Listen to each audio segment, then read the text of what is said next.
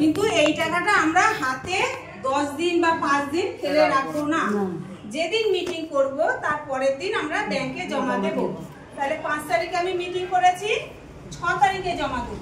তাহলে দিদি এই যে এখানটায় এই লেখাগুলো যে লিখেছি আমি 6 তারিখটা এখানে বসাবো। তার কারণটাও বলে দিচ্ছি কি কারণে এখানে 6 তারিখ বসাবো। এই খরচের ওইখানে হ্যাঁ এইদিকে ধরো তোমার এই যে এই লেখাটা যেখানে শেষ হবে তার নিচের লাইনে লিখবো। এইখানে শেষ হ্যাঁ, না, হচ্ছে অনেকে ভাববে যে দিদি এখানে অনেক পেজ আছে, এক মাসের হিসাব হবে, মানে তাহলে একই এই লাইনে পেজে এই সাইডে কেন লিখলাম না? যদি এই লেখাটা এই সাইডে লিখে দাও তাহলে পুরো অঙ্কটাই ভুল হবে আর ক্যাশ খাতাটাই ভুল ছাড়া হবে।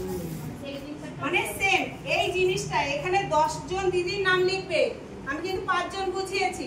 তাহলে 10 জন দিদির লেখা যদি এখানে শেষ হয় তাহলে এই লেখাটা এখানে বসাবো। আমি 5 জনের লেখা এখানে শেষ করেছি, তাই এই 6 তারিখে আমি এখান থেকে দেখাচ্ছি, যেখানে শেষ হবে তারপরের লাইনটা আমি ব্যবহার করব। তাহলে 5 তারিখে মিটিং করেছি, 6 তারিখে টাকা জমা দিচ্ছি। তাহলে এই যে মিটিং নাও, মিটিং পেজ নাম্বার তাহলে এই একই থাকবে, 15 থাকবে। কিন্তু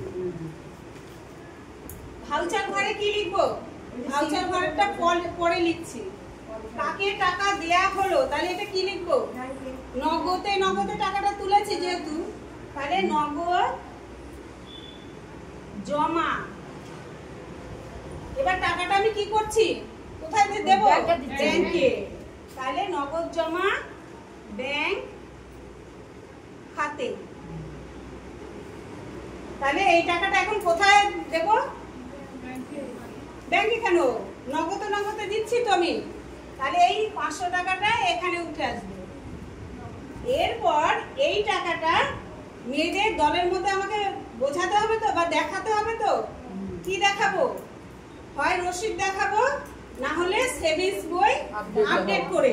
তাহলে আমি এই যে 6 তারিখে যে টাকাটা জমা করেছি, নগদে জমা করেছি, তাহলে এখানে এই যে একই দিনে 2টি দাখিলা করা হয়েছে, তখন এখানে সি কন্ট্রাক্টি বসাবে, এখানেও সি বসাবে।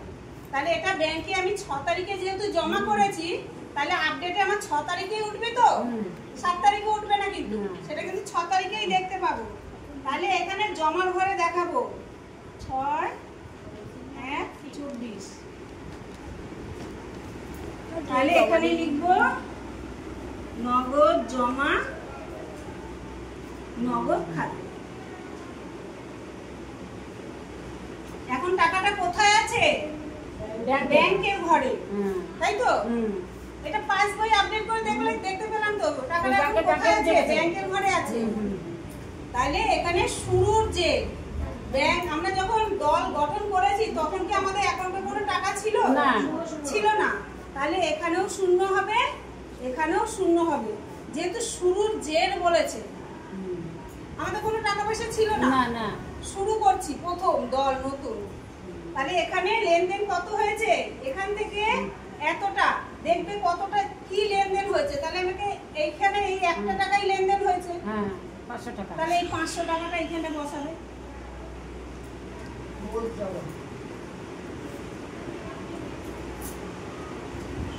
আর নগদের ঘরে কত লেনদেন হয়েছে?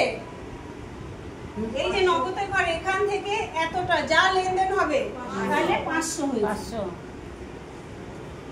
এরপর কি হবে? এর সাথে এটা যোগ করতে হবে। আগের মাসে এই যে শুরুর যে ছিল 0, 0-র সাথে 500 যোগ করতে হবে, তাহলে এখানে হবে 500। আর ব্যাংকের ঘরেও 500 হবে। এটা যোগ হবে, এই সাইডটা জমার দিকে সবসময় যোগ হবে। না মুছছি না আমি। এই যে সর্বমোট, এই যে নগদের ঘরে 500 বেরিয়েছে, ব্যাংকের ঘরেও 500 বেরিয়েছে, এই সর্বমোটটা আর এই সর্বমোট দেখে একই বসিয়ে দেবে। মানে এখানে যা আছে ওই 500 তাই বসাবে। দেখো তুমি সূত্রতে তাই লেখা আছে।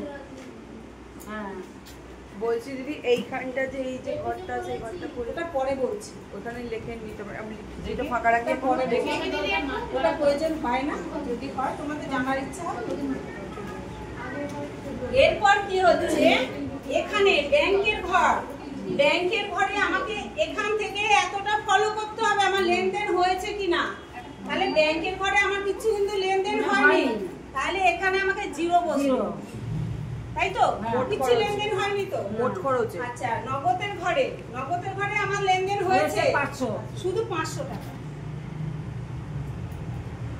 মানে এখান থেকে এইটুকু যোগ হবে, যোগ হয়ে যাওয়ার পর এই নিচে বিয়োগ হবে, তাহলে এই 500 থেকে এই 500 মাইনাস হবে, তাই তো? আর এর সঙ্গে এটা মাইনাস করে তবে হবে 500। তাহলে আমাদের এই যে এখানে ব্যাংকের ঘরে এই যে মধ্যখানে ঘরটা দেখো, শেষের যে এই যে যেই টাকাটা বেরোবে এটাই দেখবে সেভিংস বইয়ের সঙ্গে মিল খাবে। বোঝা গেছে? এইটুকু জায়গা আরো কোথাও কারো বুঝতে অসুবিধা?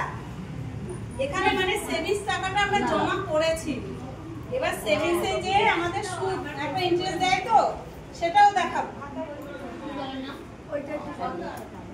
এটা সরাবো।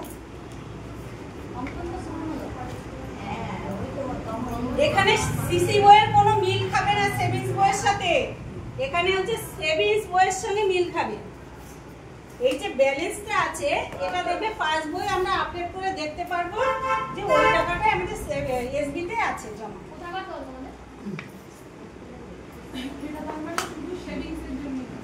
এখানে সিসি সেভিংস সব লেনদেন হবে, কিন্তু পাস বইয়ের সঙ্গে মিল খাবে ওই ঘরটা শুধু সেভিংস।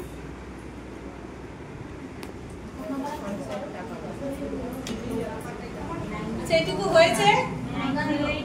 এইটা বুঝতে পেরেছো জমাটা? এইটা একটু বলো। এইটা হ্যাঁ, এইটা সঞ্চয় তুলেছি সেটা বোঝা গেছে। 5 তারিখে তুলেছি, 6 তারিখে জমা করেছি, জমাটা বুঝেছো তো? এই সাইডে এটা আপডেটটাও বুঝে গেছো। এরপর কি হচ্ছে, যে নগদের ঘরে যা আমার লেনদেন হবে এখান থেকে এতটা সেটা যোগ করে এখানে বসাবো। এইটা বলছি না, এটা লেখা হলো, ঠিক আছে? মোট জমা শুরুর আর সর্বমোটটা এইখানে লেখা হলো, ঠিক আছে? তাহলে এই যে বাকি নগদ কিছু করেনি আরে ওটা আমি এখন বোঝাচ্ছি না, আমি কি বলছি ওটার আমরা তো জিজ্ঞাসা করলাম। আচ্ছা, ওটা মাথায় ঢোকাচ্ছ কেন? ওটা ঢোকাতে গেলে সব গুলিয়ে খাবে কিন্তু। ওইটাই তো গুলিয়ে যাচ্ছে, ওই জন্য ওটা তো এখন জিজ্ঞেস কিচ্ছু করছি। হাত দেবে না, ঠিক ওটা আছে, জাস্ট শুধু কথায় লেখা আর কিচ্ছু না। ওর সঙ্গে এটা কোনো হবে না, তুমি এইটুকু বুঝেছে কি না সেটা বলো। জমাটা এটা সঞ্চয় দেখালেন, মানে এই একই পাতায় কি সঞ্চয় আর সিসি দুটোই হবে? সব। এবার প্রথম যাদের নতুন গ্রুপ প্রথম থেকে আমি দেখালাম, এরপর ভেতরে যাব। এরপর দেখো এইখানে এটা কিন্তু অঙ্ক মুছে দিচ্ছি। এই যে শেষের যেই সংখ্যা দুটো বেরোলো, নগদের ঘরে 0 বেরিয়েছে আর ব্যাংকের ঘরে 500 বেরিয়েছে, ওইটা দেখে দেখে এই ঘরে চলে আসবে। কিন্তু এই যে মধ্যখানে শুরুর যে সূত্রে লেখা আছে দেখো, আগের মাসের শেষের যেটা বেরোবে সেইটা দিয়ে পরের মাসে অঙ্ক শুরু হবে, কিন্তু দেখো লেখা আছে। তাহলে এই যে যেটা নগদের ঘরে বেরোবে সেটা নগদের ঘরে লিখবে, আর যেটা ব্যাংকের ঘরে বেরোবে সেটা ব্যাংকের ঘরে লিখবে। বাকি অঙ্কগুলো মুছে দিচ্ছি।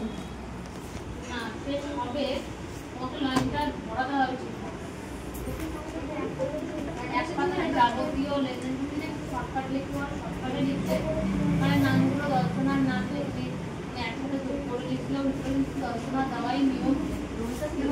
এক মাস যদি তুমি ধরো এখানে একটা লাইনের মধ্যে দুটো করে নাম লিখবে, কেননা একটা জায়গায় তোমাকে সঞ্চয় তুলছো সেটাও তোমাকে তুলতে হবে। পরে যখন তো লোন নেবে, লোন নিলে এক মাসের মধ্যে যা লেনদেন হবে, লোন যদি সেই মাসের মধ্যেই নেয় সেই লোনেরটাও তুলতে হবে।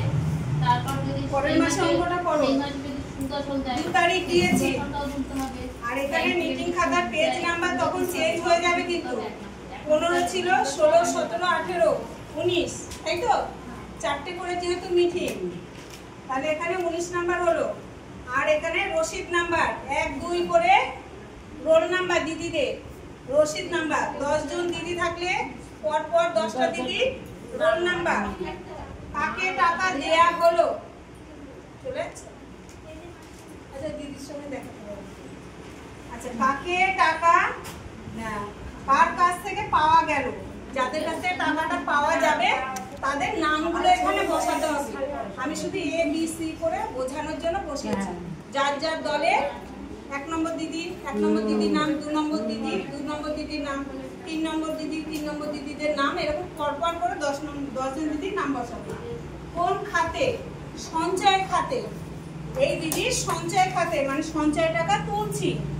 এই 5 তারিখে মিটিং করে তাই দিদিদের যে টাকাগুলো সঞ্চয় দেবে সেই টাকাগুলো তুলবে। যে দিদি টাকা দেবে না তার জায়গাটা এরকম ফাঁকা রেখে দেবে, সে পরের মাসে দেবে। কিন্তু আমি দিয়েই বোঝাচ্ছি। হতেই পারে সে অসুস্থ, হয়তো টাকাটা কারো কাছে দিয়ে পৌঁছতে পারেনি, বা পরে এসে দিয়েছে, পরে লিখতে দিলেন, বা সেই মিটিং এ লিখতে পারলে না, পরে লিখে দিলেন। তাহলে 5 জন দিদি সঞ্চয় দিয়েছে। এবার 5 তারিখে মিটিং করেছি, সেটা 6 তারিখে জমা করছি। নগদ জমা ব্যাংক খাতে। তাহলে কত টাকা জমা করেছি? 500 টাকা। তাহলে এই 500 টাকাটাই কোথায় আছে? দলের মেয়েকে বোঝাতে হবে তো, আর দেখাতেও হবে। তখন ব্যাংকে আছে, তখন কি দেখাবো? নগদ জমা নগদ খাতে। আমি নগদে ব্যাংকে টাকাটা জমা করেছি, তাহলে এই ব্যাংকের ঘরে এই 500 টাকাটা আছে। এরপর কি হবে? ব্যাংক থেকে ঠিকঠাক ভাবে যদি এই যে 10 তারিখের মধ্যে টাকাটা এসবি জমা করতে পারো, তবে 2 মাস কি 3 মাস অন্তর একটা ইন্টারেস্ট দেয়, তাই তো? প্রত্যেকের সেভিংস বই একটু চেক করে দেখবে, একটা ইন্টারেস্ট পাওয়া যায়। তাহলে এখানে কি লিখবে? তারিখ লিখবে, কত তারিখে পাচ্ছি। বেশিরভাগ ক্ষেত্রে দেখবে 25 তারিখেই টাকা দিচ্ছে, একটা ইন্টারেস্ট দিচ্ছে। কি করে বুঝতে পারবে? পাসবই আপডেট করে। ব্যাংকে আমাদের মিটিং করে দিচ্ছে না টাকাটা, তাহলে মিটিং খাতার পেজ নাম্বার হবে কি? না, হবে না। তাহলে রসিদ নম্বরের জায়গায় কি হবে? পাসবই। কার কাছ থেকে পাওয়া গেল? ব্যাংকের কাছ থেকে পেয়েছি, এখানে লিখবে এসবি ব্যাংক। তাহলে এখানে লিখবে কোন খাতে। এখানে সুদ প্রাপ্তি বলেও লিখতে পারো, বা ইন্টারেস্ট বলেও লিখতে পারো।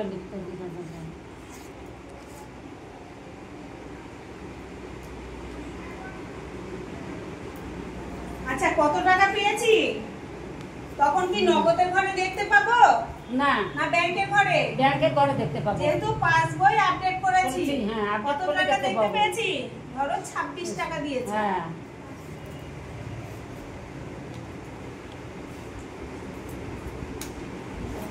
ইন্টারেস্ট দিয়েছে।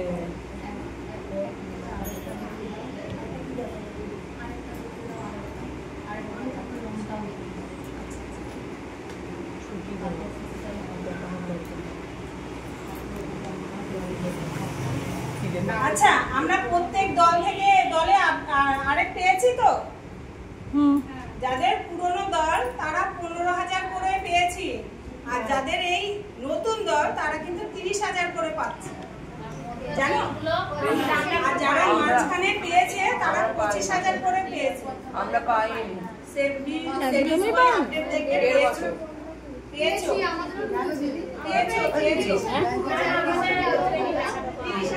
আবার বলবে, আবার ফর্ম ফিল আপ করবে। আমাদের ঢুকছিল না, আমরা বলেছি আবার করেইছে। তারপর আমাদের মিটিং করে দেয় না, জানাই না তো। আমরা কি করে বুঝতে পারি? আপডেটে দেখতে পারি। তাহলে আপডেটে যখন দেখতে পারবো সেই টাকাটা কোথায় থাকে? ব্যাংকের ঘরে। তাহলে সেটা তো জমা হচ্ছে তো, তাহলে সেটা আপডেটের ঘরে এখানে দেখতে পাবো।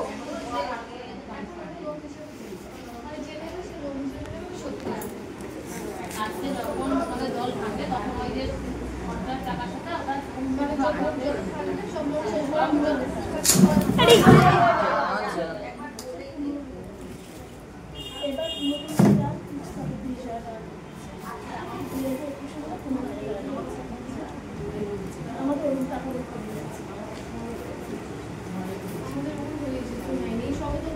তাহলে আমরা মিটিং করে টাকা দিচ্ছে না, তাহলে রসিদ নঙের জায়গায় কি লিখবো?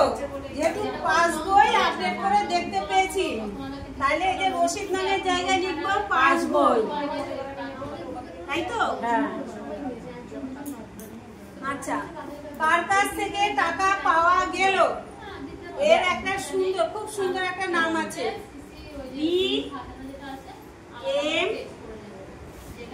DMMU, district management mission unit.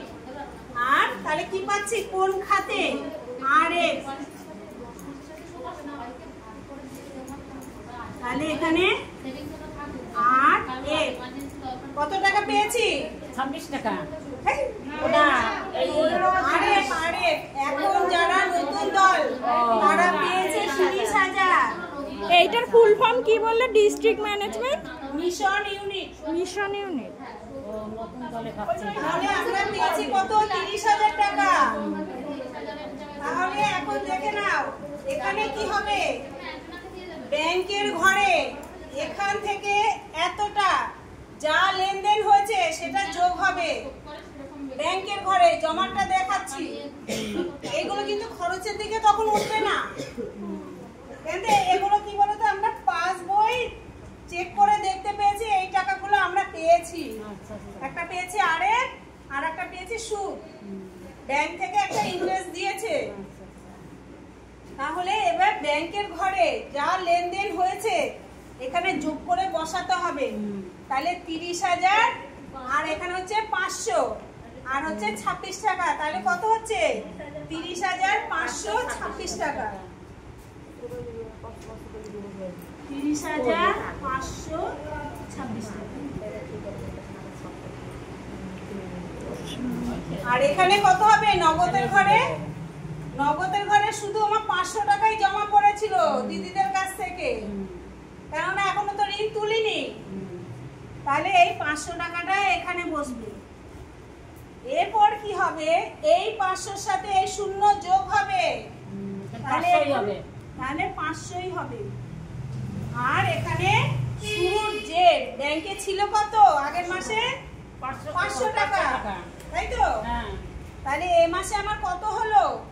500 টাকা জমা দিয়েছি, আবার 26 টাকা আমরা সুদও পেয়েছি, আবার আরেকও পেয়েছি আমরা কত? 30,000। তাহলে আমার হচ্ছে কত? 31,026 টাকা, তাই তো? 31,026 টাকা, 26 টাকা। তাহলে এই যে সর্বমোট যেটা বেরিয়েছে সেটা দেখে দেখে নগদের ঘরেরটা নগদে বসাবো। এই যে নগদের ঘরে 500 আছে, তাহলে এখানে 500 বসাবো। আর ব্যাংকের ঘরে আছে 31,026 টাকা। এইটুকু বোঝা গেছে? বুঝতে পেরেছো? বলো, বুঝতে পারোনি? কোথায় বুঝতে পারোনি? কোন জায়গাটা? কোন জায়গাটা? এইটা পুরো আবার আলাদা করে ছক করে আলাদা হয়েছে। এটা পরের নিয়ম, এটা আবার অন্য। একই মাসে শুধু জমা হচ্ছে, আগেরটা দেখিয়েছি। এরপর তো আমরা ইন্টারেস্ট পাই তো একটা, আর প্রত্যেক মাসে যদি নাও পাই, ঠিকঠাক যদি লেনদেন হয় 10 তারিখের মধ্যে, তাহলে প্রত্যেক মাসেই দেখবে দেয়।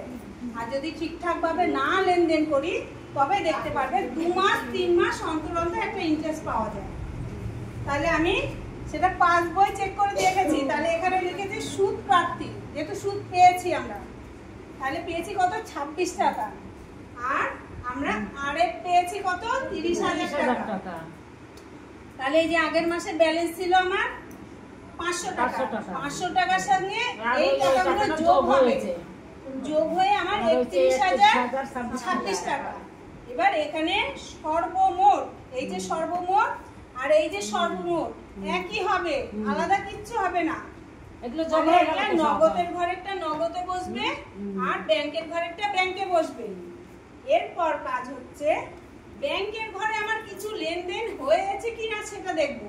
তাহলে আমার কিছু লেনদেন হয়নি, তাহলে এখানে শূন্য। তাহলে নগদের ঘরে আমার লেনদেন হয়েছে, তাই তো? নগদে 1 টাকায় জমা করেছি কত? 500 টাকা। তাহলে এই 500 টাকাটা এখানে বসিয়ে দেবো।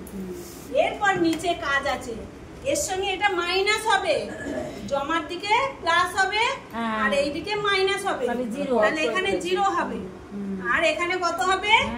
0 থেকে 31,026 মাইনাস, তাহলে কত হবে? 31,026 টাকা। এই টাকাটা আমাদের সেভিংস অ্যাকাউন্টে আছে, জমা হয়ে আছে।